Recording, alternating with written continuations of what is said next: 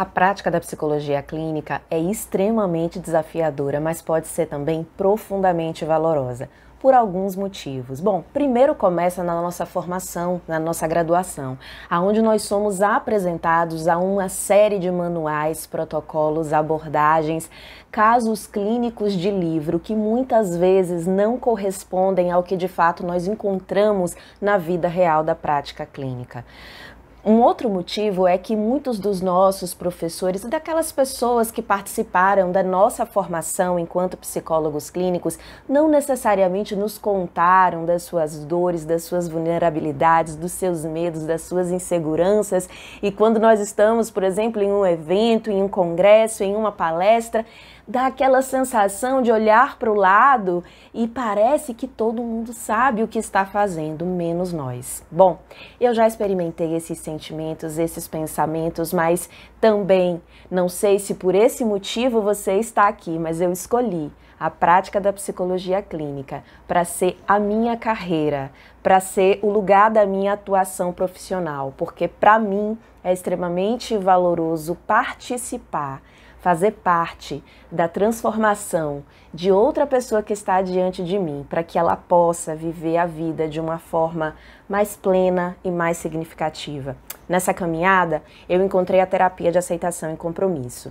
Ela é uma terapia que está na grande área das terapias cognitivas e comportamentais e que traz uma proposta de olhar para os sentimentos, pensamentos e memórias que são naturais da nossa experiência humana, não como algo do qual nós precisamos e devemos fugir, mas como parte dessa experiência. E nos ajuda, então, a desenvolver habilidades de aceitação, de estar na presença, não só desses sentimentos e pensamentos, como de tudo mais que pode fazer parte da experiência do nosso momento presente, ao mesmo tempo em que nos convida gentilmente a nos comprometer com a vida que realmente importa, que realmente vale a pena.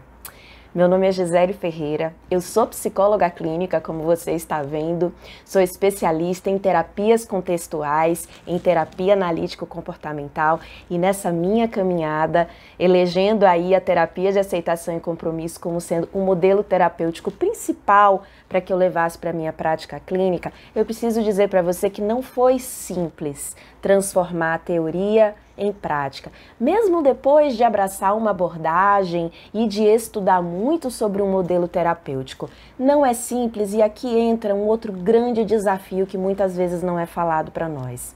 Quando nós estamos diante do nosso cliente, quando nós estamos diante de uma outra pessoa, vivenciando uma relação, nós nos deparamos com a nossa própria subjetividade. Sim, nós nos deparamos com os nossos próprios sentimentos e pensamentos que emergem ali naquele momento e que muitas vezes se tornam barreiras emocionais para que a gente possa então vivenciar, fazer aquilo que precisa ser feito naquele momento. Então, esse é um outro grande desafio que nós temos enquanto psicólogos e psicólogas clínicos, que é o autoconhecimento.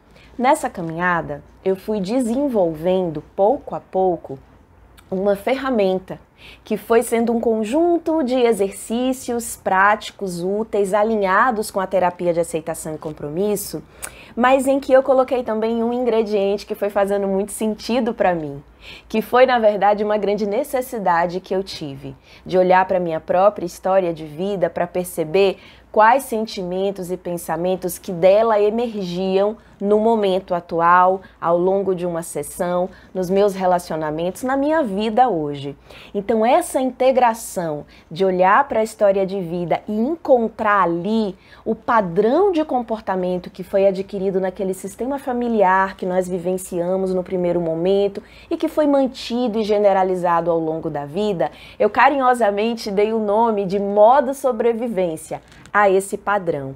E fui então fazendo a integração do modo sobrevivência com a proposta da terapia de aceitação e compromisso, que é essa de desenvolvermos aceitação e compromisso com o que realmente importa. Essa proposta ela é composta de 6 processos, que a ACT, como nós chamamos a terapia de aceitação e compromisso, sinaliza como sendo 6 processos que juntos irão desenvolver a chamada flexibilidade psicológica. Mas se você está tendo um contato pela primeira vez com esses termos, eu vou te pedir que segura um pouquinho, não se assusta, porque eu vou trazer aqui um exemplo de caso clínico. É um exemplo, claro, um caso fictício, mas muito, muito próximo do que nós vivenciamos na nossa vida e do que nós vivenciamos na nossa prática clínica. E nesse exemplo eu vou trazer um pedacinho de como hoje eu utilizo essa ferramenta que eu chamo de mapa da vida, em que integra a história de vida, a investigação do modo sobrevivência, aos 6 processos da terapia de aceitação e compromisso.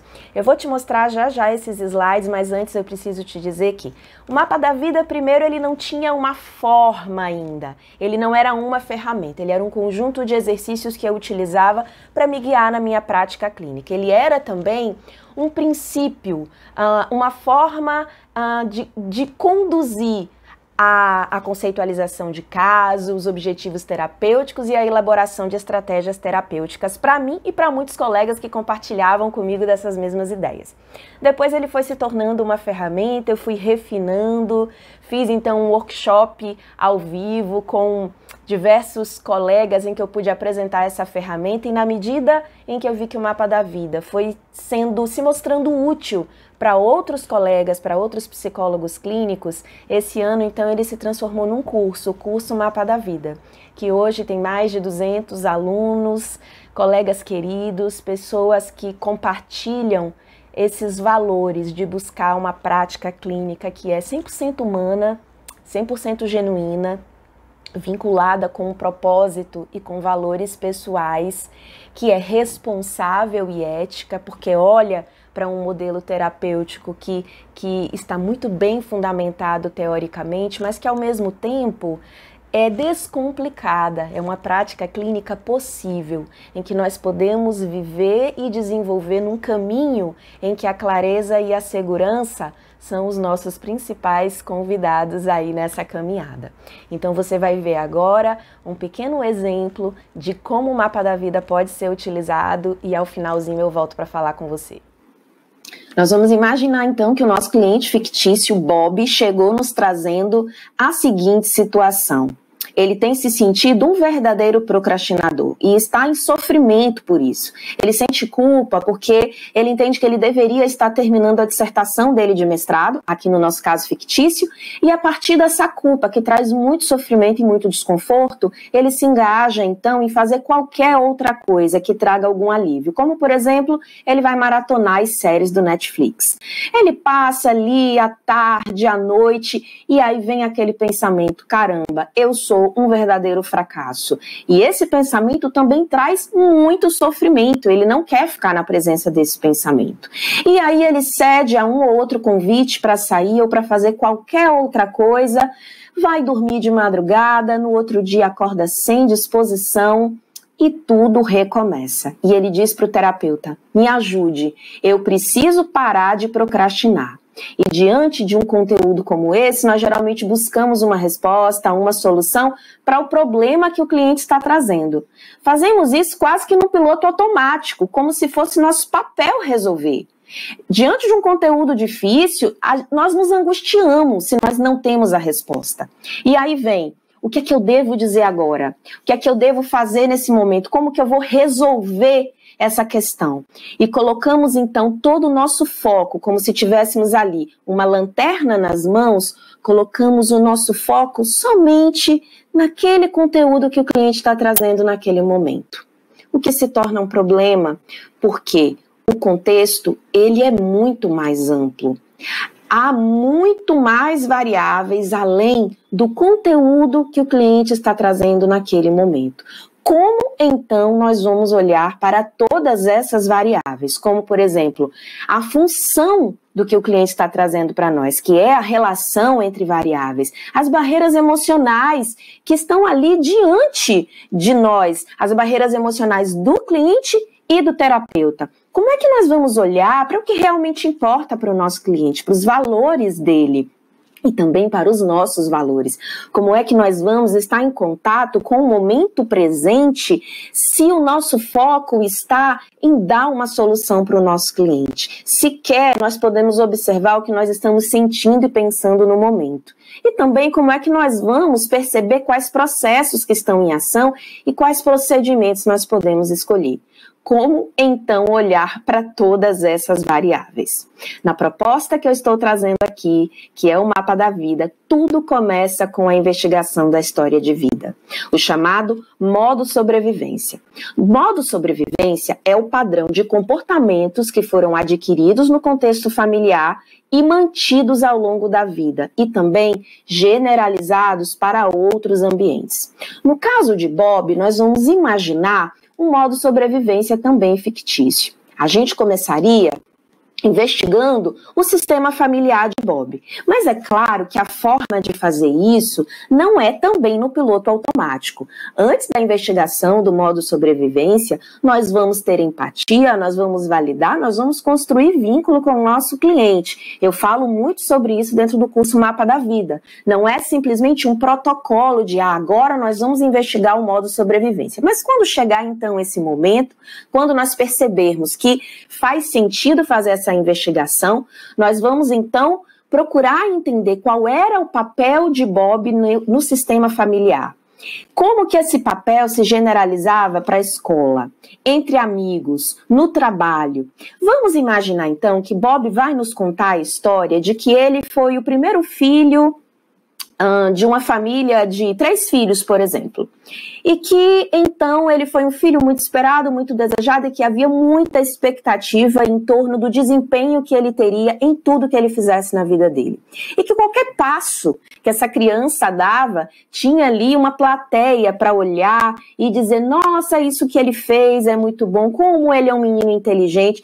Aquelas coisas que geralmente são colocadas na conta da personalidade, aqui nós vamos olhar para o quanto que o ambiente familiar de Bob, de alguma forma, reforçou determinados comportamentos e isso acabou se tornando um padrão.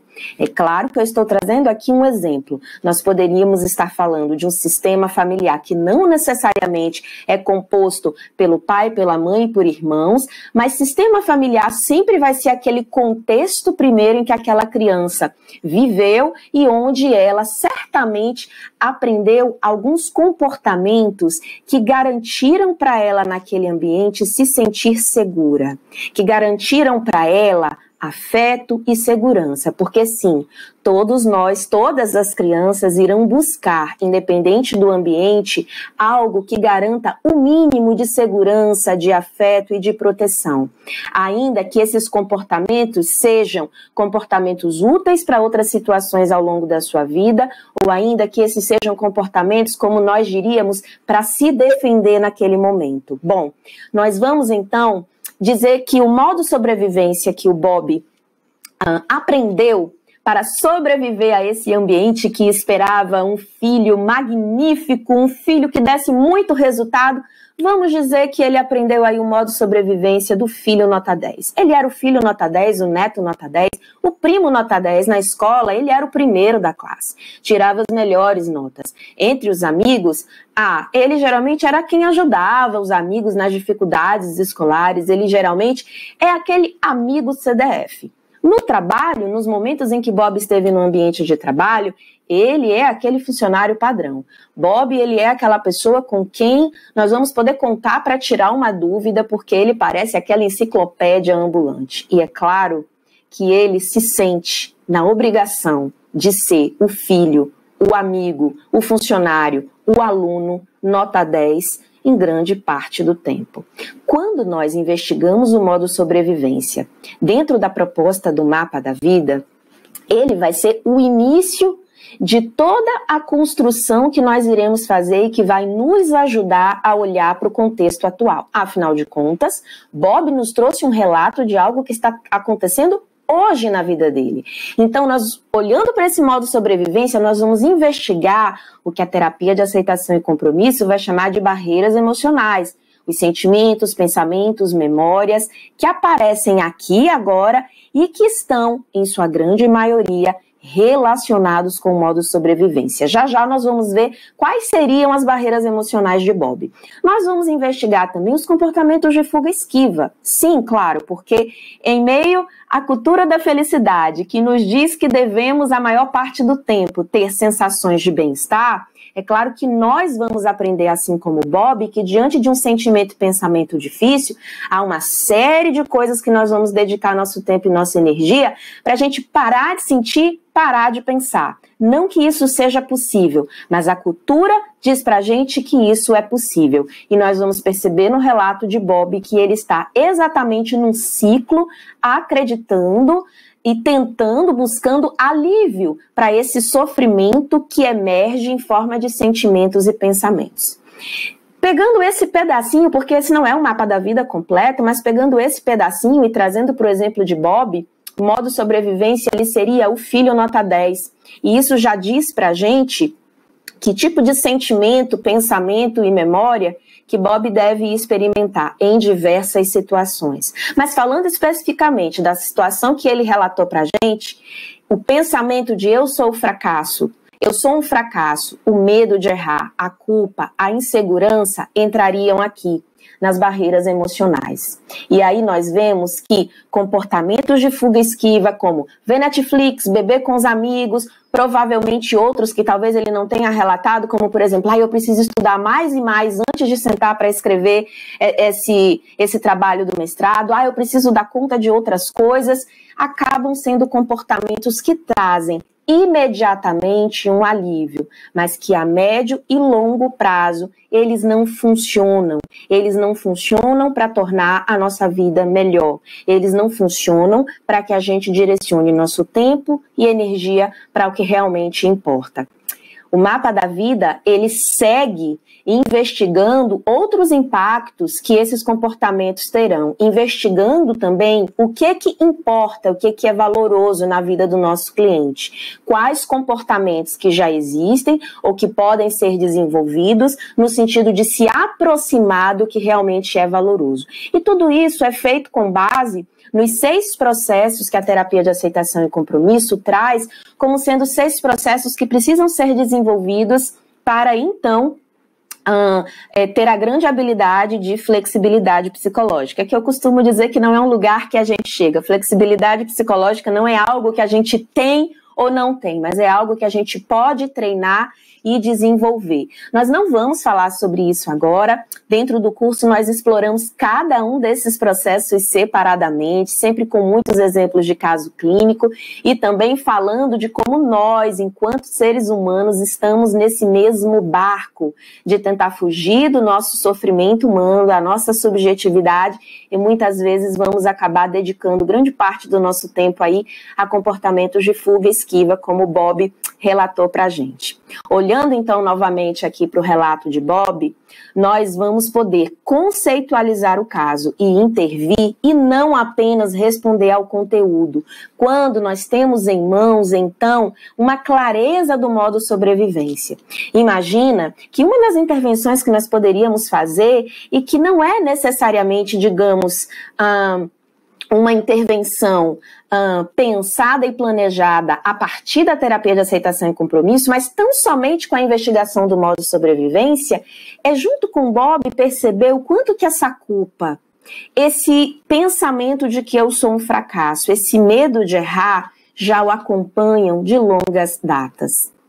Quando nós e nossos clientes percebemos de onde vêm muitos dos sentimentos e pensamentos que hoje estão doendo, quando nós percebemos que há uma história que dá sentido, que dá contexto a esses pensamentos e sentimentos, nós podemos ser convidados com gentileza e com muito mais facilidade a um lugar de abertura, de aceitação, como a terapia de aceitação e compromisso chama. Nosso foco não vai ser simplesmente no conteúdo do que Bob traz, uma vez que nós já estamos entendendo que ele tem esse padrão que inevitavelmente fará emergir aí sentimentos e pensamentos difíceis. Nós não queremos que ele se livre da culpa, nós não queremos que ele se livre do pensamento de que ele é um fracasso. É claro que nós não desejamos que ele sinta e que ele pense coisas que são difíceis, mas nós sabemos, diante dessa história, que isso vai ser inevitável. O nosso foco, apenas antecipando um pouquinho, não vai dar para a gente explorar mais isso aqui, mas onde você está vendo aí essa setinha amarela, é onde nós vamos intervir. Não é no que ele sente, mas o que ele faz quando ele sente o que ele sente. Não é no que ele pensa, não é no pensamento eu sou um fracasso, mas no que ele faz logo depois que esse pensamento aparece. O nosso foco vai ser intervir nesses comportamentos de fuga-esquiva que geralmente vêm em sequência aos sentimentos e pensamentos difíceis. E nós vamos intervir na tentativa com o objetivo de desenvolver a flexibilidade psicológica. E é claro que para isso nós vamos precisar compreender alguns processos e alguns procedimentos que a terapia de aceitação e compromisso nos oferece. Mas a grande conclusão é que a partir da história de vida nós teremos clareza para fazermos essas escolhas de processos que a terapia de aceitação e compromisso diz que é o hexaflex, porque são 6: aceitação, desfusão, contato com o momento presente, self como contexto, valores e compromisso com valores, e procedimentos, que é a forma como nós vamos mobilizar esses processos para ajudar o nosso cliente a desenvolver a aceitação e compromisso com uma vida que realmente vale a pena. Se para você todos esses termos são novos, não se preocupe. Dentro do curso nós vamos ter uma aula para cada um desses processos. Nós vamos também ter uma aula falando sobre a investigação de história de vida e sobre a integração que nós vamos fazer a partir do modo sobrevivência, preenchendo o mapa da vida e mobilizando, então, esses processos propostos pela terapia de aceitação e compromisso. Bom, vou ficando por aqui, então, nesse relato de caso, foi apenas para exemplificar e eu espero que tenha sido útil e claro para você como que a história de vida pode ser extremamente poderosa para que a gente possa construir uma narrativa que pode tornar a vida do nosso cliente melhor. Você viu então um pedacinho aí do mapa da vida, de como a investigação do modo sobrevivência pode ser útil para que a gente possa intervir a partir de processos e procedimentos baseados na terapia de aceitação e compromisso. Então eu quero falar um pouquinho para você sobre o que é o curso Mapa da Vida. O curso Mapa da Vida é direcionado para psicólogos clínicos, para psicólogas clínicas, colegas que, independente de já terem começado na prática clínica, podem ser iniciantes ou não e podem ou não já ter afinidade com a abordagem das terapias cognitivas e comportamentais. Nesses 200 alunos que eu citei para vocês, nós temos colegas iniciantes, colegas que saíram da graduação, que ainda são estudantes, que estão migrando de área ou que já têm uma longa jornada de prática e de experiência com a clínica. Temos também colegas que vieram de outras abordagens.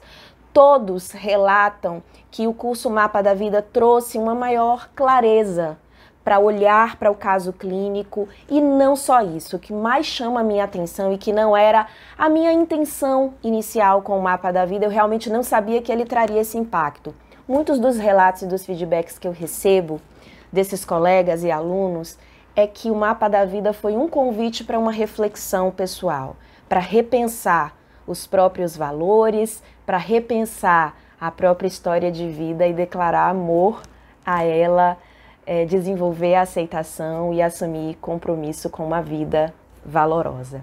Então eu digo para você que se você está disposto, se você está disposta a vivenciar um curso que não é somente teórico, ele também é prático, ele também convida você para a experiência, para a vivência, ele também convida você para olhar para a sua própria história. Se você está disposto, então vem comigo que o curso Mapa da Vida é para você. Se você está procurando mais uma ferramenta, mais um protocolo, de fato não. O Mapa da Vida vai na contramão de ser ali apenas uma estratégia, uma ferramenta que vai se unir a tantas outras para poder tornar a prática clínica mais fácil. Essa não é a proposta. Bom, tem mais informações aqui nessa página. Vou te convidar então Se tudo isso fez sentido para você, que você arraste para cima, veja as outras informações e qualquer coisa tem um número de WhatsApp lá embaixo que você pode clicar e falar com alguém da minha equipe ou diretamente comigo para tirar suas dúvidas, ok? Te espero do lado de cá, um grande abraço!